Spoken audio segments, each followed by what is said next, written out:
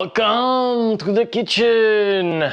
What I'm going to show you today is a pet that you can eat. You can keep it at home, you can care for it, you can feed it. Maybe you're bored in quarantine, you want a new little project to work on. Well, and it might look a little bit like this. Woo! So let's do it. Have at it.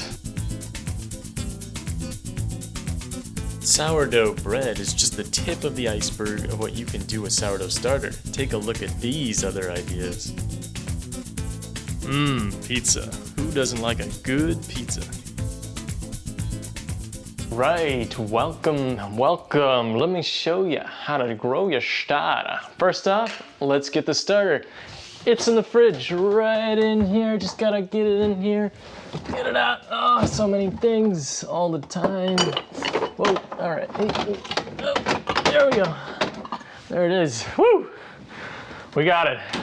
And I reused an old jar, pasta sauce jar, mid-sauce. I put the lines on it to mark the quantities of certain things, which I shall show you now. Maintaining your sourdough starter, things to keep in mind, all right?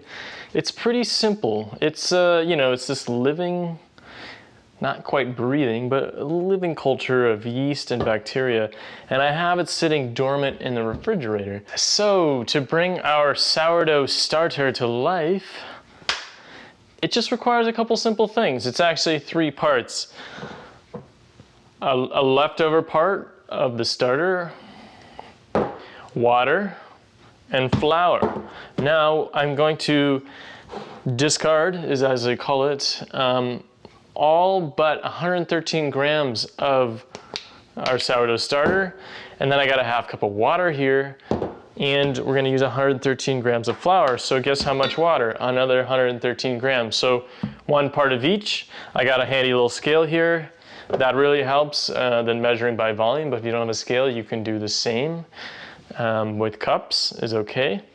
So I'm just gonna take this out. What I did is actually, I weighed the jar before I put anything in it. So I know the jar weight is 360 grams, I wrote it here, and 372 with the cap on it, in case. So now all I do is get my scale open and ready to go. I tar it, and then basically I'm gonna take the starter out and pop it into this bowl until the weight hits about, looks like 473. Right now we have a weight of 706. So just gonna get that, mix it up a little bit. Oh, looking good. Definitely looks like it looks hungry. That's one way to describe it, but yes, it's definitely hungry and wanting to be fed again. So now I just kind of like, I'm gonna shift this around so you can see good here. Pour some out. And we got, now we're at about 550. Righty then, we are getting close. Getting a little closer. Just gotta take a little bit out. Just a little bit. So the reason why it's 113 is basically because it's roughly a half cup of each thing. That's the idea. Oh, almost. Just a little bit more. There we go. I gotta clean off the edges anyway, so I think once you get close, that's good. We're at 478, it's fine. Don't worry too much about it. Look, perfect. Clean those edges off. It's still 478. All right, let me just wash my hand.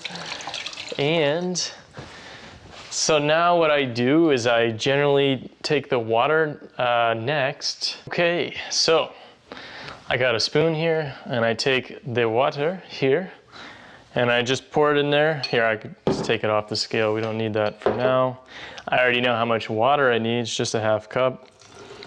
I'm gonna put it in there. You know what? Without the spoon, maybe this time I'll just put the cap on there. Give it a little shake. Shake that booty, yeah. Shake that booty. There we go. Sing a little song, you know. That always makes cooking a little bit more fun, doesn't it? Some music. I don't know, I don't have music on right now. Maybe I'll put it on in the video. Yeah, look at that, looking good. Smells like a nice fermented, almost like a beer culture or something like that. I mean, beer is made out of yeast, that's why. This is a very obvious reason why. So, step 1 and 2 complete, right? Measure down your starter, your original starter, and discard it up until 113 grams, which we did, and then we added the water. Ready to add the flour. So back to either our half cup of flour, which we could scoop it, or we use the scale, which I'm just gonna toss that out of here, get that out of here, and we're gonna use technology and put the starter on here. Tar it. So now we're at 0 grams. I got the flour here. I'm just gonna take a little spoon and fix it up until 113, all right? Fill there. It's gonna take a minute.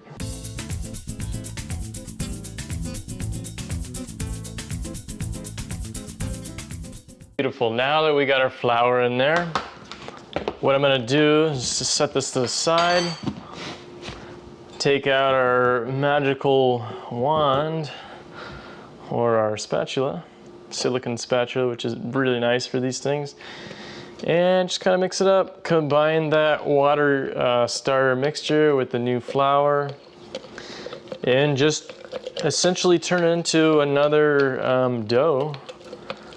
You know, but this dough for the starter is always a little liquidy. That way it's more hydrated and it's not so dry, and it will ferment at an even normal pace. So there's your consistency, just like that. We have our starter nice and fed. Once again, we can put it back in the fridge and let it sit there, you know, stay dormant until you want to use it again. The other thing, or you could set it on the counter if you're ready to use it again by tomorrow or one day, but don't let it be careful not to let it over ferment. If you're gonna do that while you're having it at room temperature, you need to continuously feed it often. So easier thing, just put it in your fridge. The other thing is now that we did that, we have this beautiful discard, and this is what you can use for anything on the fly, like pancakes, waffles. It'll be perfect in the morning. Of course, we can also build it up to use it for sourdough bread or pizza crust is my favorites.